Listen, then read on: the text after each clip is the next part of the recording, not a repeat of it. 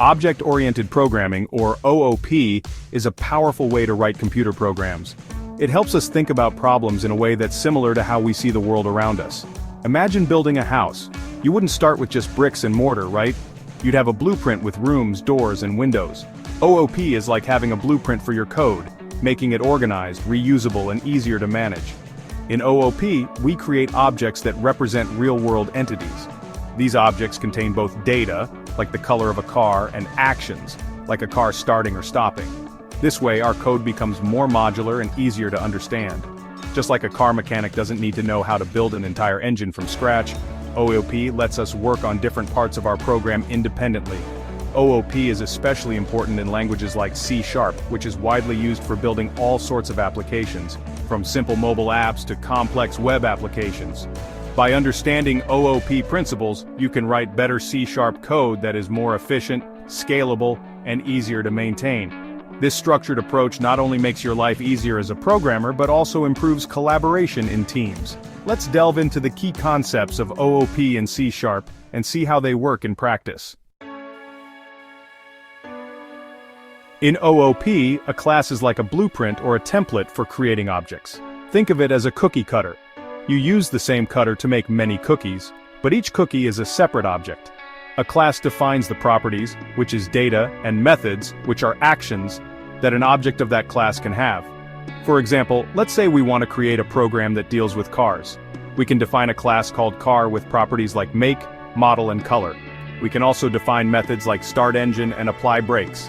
Now, when we want to create an actual car in our program, we create an object of the car class. Each car object will have its own values for the properties defined in the class. This approach helps us organize our code and make it more reusable. We can create multiple car objects, each with different properties, without having to write the same code over and over again.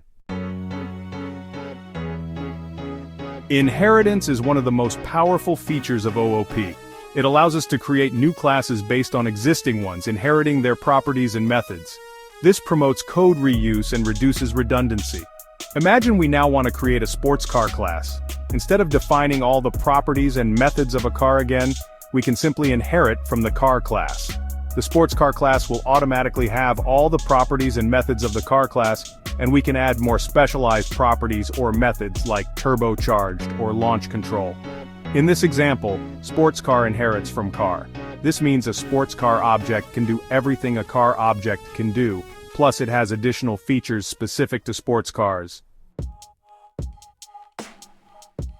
Polymorphism, another cornerstone of OOP, allows objects of different classes to be treated as objects of a common type.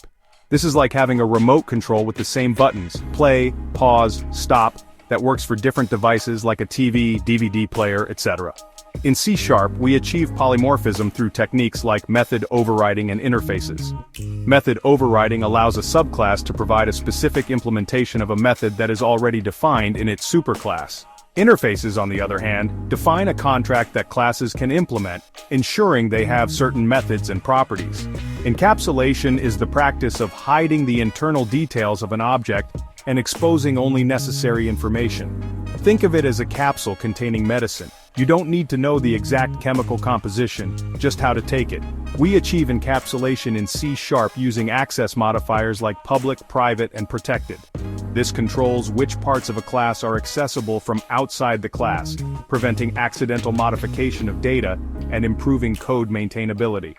By mastering these concepts, you'll be well on your way to writing robust, scalable, and maintainable C# applications. Remember, practice is key, so keep experimenting, building small projects, and gradually move towards more complex applications. The world of C# and OOP awaits.